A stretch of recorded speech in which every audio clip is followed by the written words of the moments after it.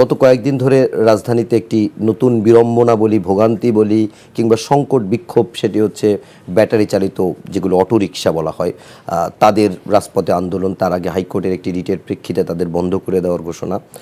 তো এর আগেও আমরা অনেকগুলো আন্দোলন দেখছি, পরে সুযোগ হলে সে আলোচনা করব। তা আসলে এটি মানে অন্য কোনো উপায় ছিল না এরকম বিক্ষোভ এড়ানোর জন্য? আপনার কি মনে হয় একজন রাজনীতিবিদ হিসেবে? দেখুন, এই সমস্যাটি না দীর্ঘদিন ধরে জিয়ে রাখা হয়েছে। দীর্ঘদিন ধরে ব্যাটারি চালিত রিক্সা যারা চালান তাদের কিন্তু সরকারের কাছে আবেদন ছিল তাদেরকে অনুমতি দেওয়ার ব্যাপারে, কিন্তু আগের সরকারও তেমন কোনো উদ্যোগ নেয়নি এবং এখন তো বিষয়টি একেবারেই আন্দোলনের দিকে গড়েছে। রিট হয়েছে, আজকে রিটের আদেশও দেওয়া হয়েছে। এই মানুষগুলোকে নিয়ে অনেকগুলো কমপ্লেইন দেখা গেছে সরকারের তরফ থেকে এসছে, মানে তারা যে যুক্তিগুলো দিচ্ছে রিক্সা বন্ধের। এক হচ্ছে প্রচুর অ্যাক্সিডেন্ট প্রোন হয়, তাদের লাইসেন্স নাই, তাদের কি বলে ড্রাইভিং স্কিলটা নাই, লাইসেন্স নাই। দুই হচ্ছে রাস্তায় যানজটের জন্য তারা দায়ী। কিন্তু পরিসংখ্যান কিন্তু উল্টো কথা বলছে। পরিসংখ্যান বলছে প্রাইভেট কার সবচেয়ে বেশি যানজটের জন্য যদি প্রথম দায়ী করতে হয় সেটা প্রাইভেট কারকে। ঢাকা শহরে এমন বহু পরিবার আছে যেখানে হাজব্যান্ড একটা গাড়ি, ওয়াইফ একটা গাড়ি, বাচ্চারা একটা গাড়ি ইউজ করে, কখনো ড্রাইভার একাই একটা গাড়ি। তাহলে আপনি চিন্তা করেন, চারজনের একটা পরিবারে যদি 3টা গাড়ি বা 4টা গাড়ি ইউজড হয় তাহলে রাস্তাটা কতটুকু একটি পরিবার অকুপাই করে রাখে, সেটা কিন্তু আমরা চিন্তা করি না। বাসের জন্য আলাদা লেন করবার কথা দীর্ঘদিন ধরে বলা হচ্ছে এবং গুলশান বনানীতে আপনি দেখবেন ঢাকার চাকা একটা আলাদা রকম বাস কিন্তু আছে।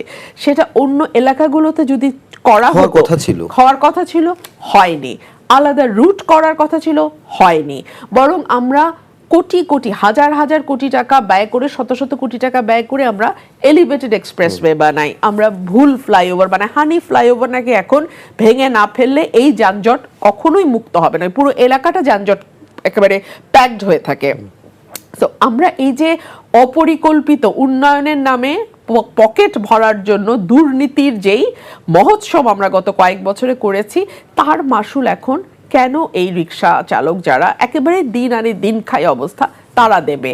এবং এই মানুষগুলোকে বিকল্প কর্মসংস্থানের ব্যবস্থা না করে এই যে লক্ষ মানুষ এই পেশার সঙ্গে যুক্ত তাদেরকে আপনি পথে বসিয়ে দেবেন। এবং একটি মানুষ পথে বসা তো ওই মানুষটি নয়, তার সঙ্গে তার পরিবার আছে।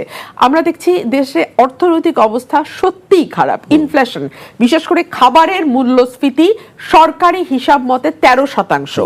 বলা হচ্ছে 30% মানুষ তার মানে পুষ্টিটা প্রয়োজন সেই পরিমাণ খাবার তারা পাচ্ছে না। টিসিবির লাইনটা আপনি লক্ষ্য করেন, এত দীর্ঘ লাইন দিন দিন বড় হচ্ছে। একসময় মানুষ মুখ ঢেকে দাঁড়াতো, এখন কিন্তু আর না, বিকজ তারা জানে যে তাদের আশেপাশে যারা পরিবার আছে তারা ওই লাইনেরই দাঁড়াতে হচ্ছে। সো এইরকম একটি অবস্থা আপনি এই দরিদ্র জনগোষ্ঠীকে যে পথে বসাবেন তারা কি করবে?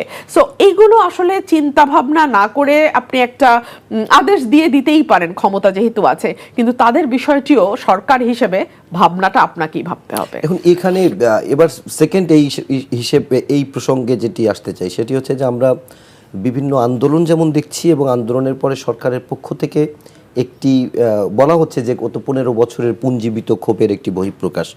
আবার ফেসবুকে বা সামাজিক যোগাযোগ মাধ্যমে ঢুকতে দেখা যাচ্ছে কখনো আনসার হয়ে ফিরে আসে, কখনো প্যাডেল হয়ে ফিরে আসে, কখনো ব্যাটারি চালিত হয়ে ফিরে আসে। এরকমভাবেও এক ধরনের ট্যাগ দেওয়া হয়। আসলে এই সংকটগুলো, এই সরকার যেহেতু এটি লং টার্মের সরকার না, এই সংকটগুলো কতটুকু তাদের পক্ষে মানে গোছানো সম্ভব বা আদৌ সম্ভব কিনা? মানে যদি রাজনৈতিক দলগুলোর সমর্থন বা সহযোগিতা না থাকে, বিশেষ করে বিএনপির মতো বড় দলের। এখানে বেশ কয়েকটি বিষয় জড়িত। এক হচ্ছে ডে 1 থেকে আপনার প্রায়োরিটি সেট করে ফেলা দরকার ছিল এই সরকারের। এই সরকারকে মাথায় রাখতে হবে যে আকাশচুম্বী আশা আকাঙ্ক্ষা নিয়ে সরকারকে বসানো হয়েছে, একই সঙ্গে সরকারকে প্রতিনিয়ত চ্যালেঞ্জের মুখে পড়তে হবে। চ্যালেঞ্জটা দুই মুখী। একটা মুখ হচ্ছে পতিত যে স্বৈরাচার দেশ ছেড়ে পালিয়েছে তারা কিন্তু ষড়যন্ত্র করতেই থাকবে। 1991 সালে শেখ হাসিনা বলেছিল এই সরকারকে একদিনও শান্তিতে থাকতে দেব না, এবং তিনি একদিনও শান্তিতে বিএনপি সরকারকে থাকতে দেয় নাই। সো এইবারও কিন্তু তার রাগ, তার ক্ষোভ, তার জেদ আমরা কিন্তু টেলিফোন যে কনভারসেশনগুলো লিক হয় আমরা বুঝি। সো তাদের পতিত স্বৈরাচারের একটা ষড়যন্ত্র অব্যাহত থাকবে এবং সেই সঙ্গে একটা ভেঙে পড়া সিস্টেম এই সরকার পেয়েছে। সো এই সিস্টেমের মধ্যে এই সরকারকে কাজ করতে হবে। সো তারা যদি তাদের প্রায়োরিটি বা চেকলিস্টটা ছোট রাখতো, তাহলে আমার মনে হয় তারা সাধারণ মানুষের ডে টু ডে লাইফের যে সমস্যাগুলো সেগুলো আরেকটু বেটার হ্যান্ডেল করতে পারতো। এক হচ্ছে মূল্যস্ফীতি, এটা এই সরকার হ্যান্ডেল করতে পারছে না। আইন শৃঙ্খলা পরিস্থিতি হ্যান্ডেল করতে পারছে না। ডে টু ডে লাইফের আমাদের যে ভোগান্তি হচ্ছে, ট্রাফিকে ঘন্টা পর ঘন্টা, কারণ প্রতিদিনই কোনো না কোনো আন্দোলন বিক্ষোভ হচ্ছে, রাস্তা বন্ধ হচ্ছে একই অবস্থা প্রতিদিন। এবং আমি যেহেতু এলিফ্যান্ট রোডে থাকি, বিশ্বাস করেন আমার এলাকার রাস্তা বন্ধই থাকে মোরলেস এভরিডে, কোনো না কোনো সমস্যা শাহবাগে হয়। সো এই যদি চলতে থাকে, এই সরকার কিন্তু রান করতে পারবে না। যেই সরকারের জনসমর্থন শুরুতে ছিল 90%-এর ঘরে, সেটা কিন্তু এখন 60-59-এর পর্যায়ে নেমে এসছে। সো ডে টু ডে লাইফে যদি মানুষকে কিছুটা স্বস্তি দিতে না পারে এই সরকার, বড় বড় সংস্কারের কথা বলে সরকার কিন্তু মানুষকে ভোলাতে পারবে না। সুতরাং আমার মনে হয় তাদের একেবারে আশু পদক্ষেপ কি কি নেওয়া উচিত, জনজীবনে প্রতিদিনের ডেইলি লাইফে স্বস্তি ফেরানোর জন্য কি পদক্ষেপ তারা নেবে, এগুলো তাদের প্রায়োরিটি লিস্টে প্রথমে থাকা উচিত। আরেকটা ব্যাপারে একটু খোলামেলায় জানতে চাই, সময় যত যাচ্ছে বিএনপির সাথে সরকারের দূরত্ব কি বাড়ছে, নাকি এটা বার্গেনিং করা হচ্ছে রাজনীতির ভাষায় বলবো? আপনি তো সশস্ত্র বাহিনী দিবসে দেখেছেন, হ্যাঁ, একদম। দেশনেত্রী বেগম খালেদা জিয়া এবং সেই পদ্মা সেতু দুইজনকেই দেখেছি এবং ডক্টর মোহাম্মদ ইউনূস অত্যন্ত সৌহার্দ্যপূর্ণ পরিবেশে তারা আলাপ আলোচনা করেছেন, এবং দুজনকে আমার কাছে অত্যন্ত হাসি খুশি এবং কর্ডিয়াল মনে হয়েছে।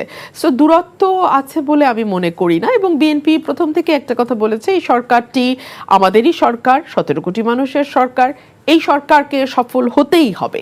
সো আমরা চাই এই সরকার সফল হোক, কারণ এই সরকার সফল হলেই আমরা একটি গণতান্ত্রিক বাংলাদেশে পা রাখতে পারবো। আর এই সরকার যদি ব্যর্থ হয়, তাহলে বাংলাদেশ যে অন্ধকারের মধ্যে পড়বে, সেই অন্ধকার থেকে টেনে তুলতে আসলে কয়েক যুগ সময় লেগে